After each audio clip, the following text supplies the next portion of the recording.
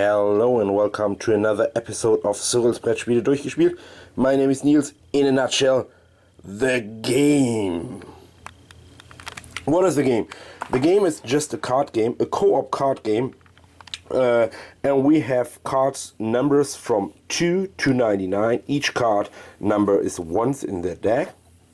And 4 starting pile cards named with a 100 or a 1.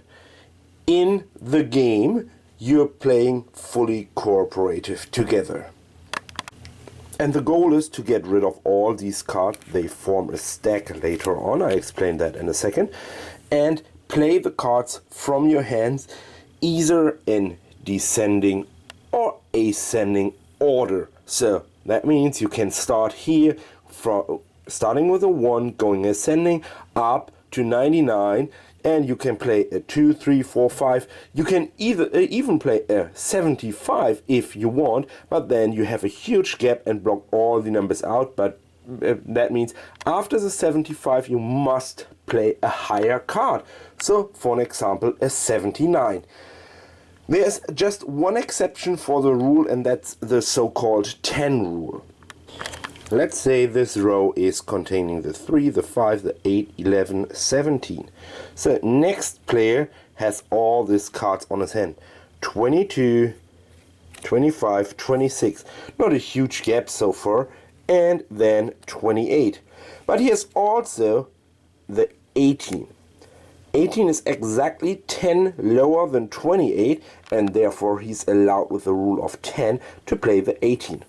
On this deck, where it goes down, it's the same way, but the other way around. That means if you have a 74 here, you can play a 84, exact 10 above. You could also play after that a 94 to make 2 jumps in a row. That's totally allowed. So now you know how to form these 4 stacks.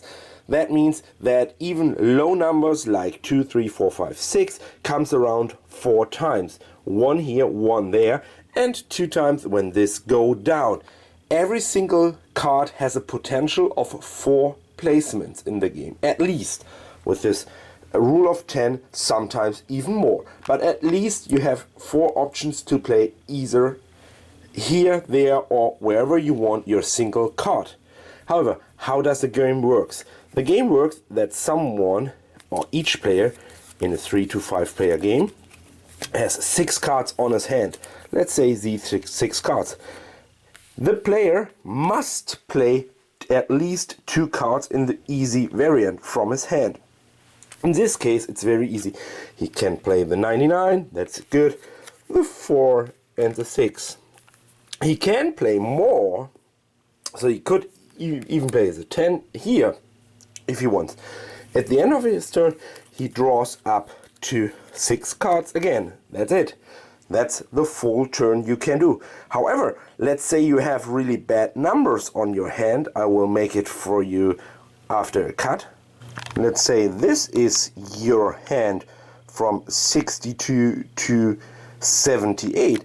And there's a 99, a 100, a 18 and a 10. So this is a really bad hand. However, you must play 2 cards always. You're allowed to communicate with your other players, so in this case it looks, yeah, I don't know if that is that the best move. I don't know. However, you are always allowed to communicate with your partners. You're not allowed to say I have a 76 on my hand, but you are allowed to say I have a tiny gap here. Don't play on that, I have the perfect play for here. That could mean you have the 8 on your hand or whatever, but you're never allowed to say a specific number. The game goes around the table until this stack is running out of cards.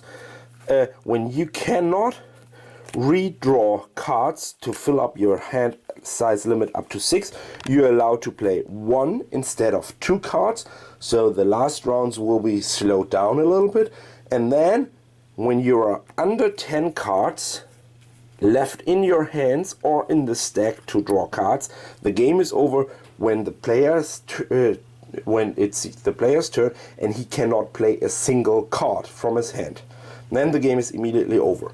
When your stack is below 10 cards, also including the hand cards, you made a very good job.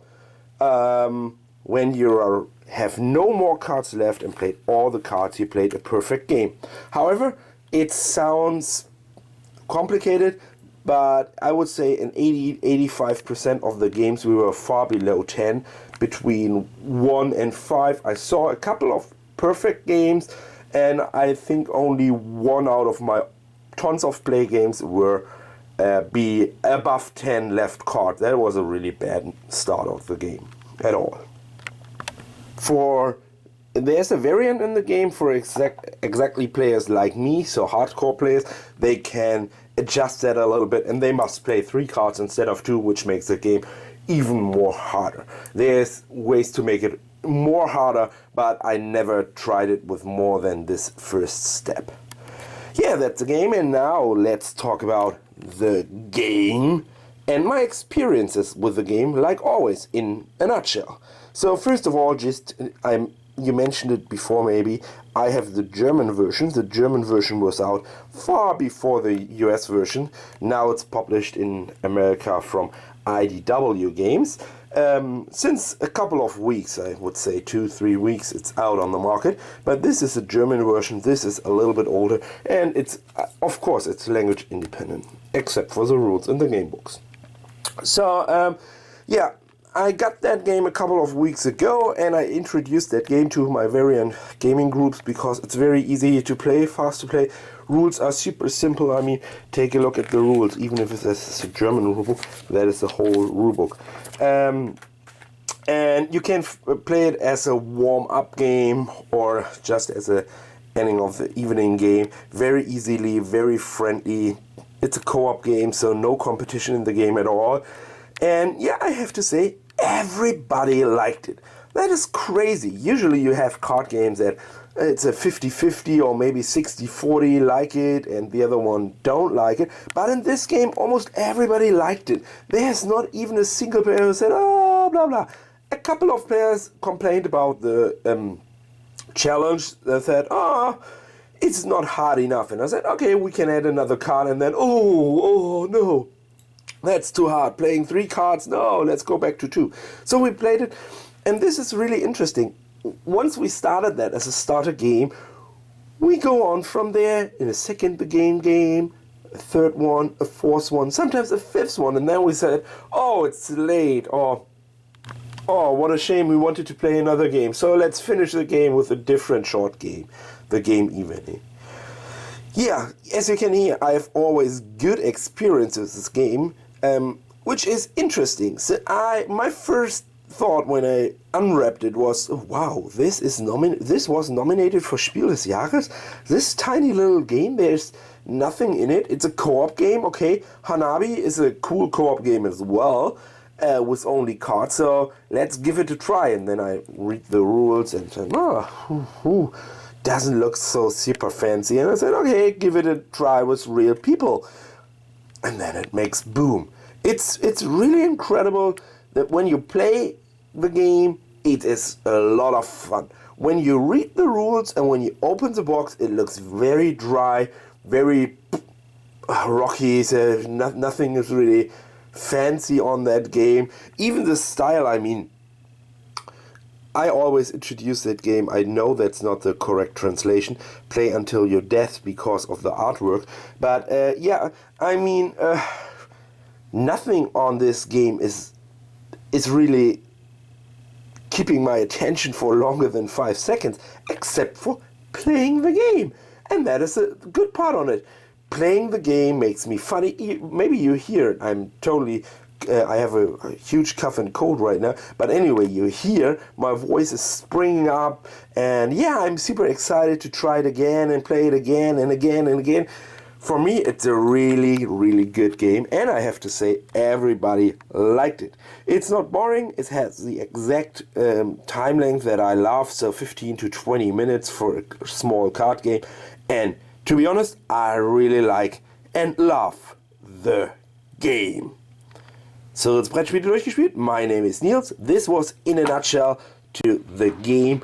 And yeah, see you next time. Bye bye.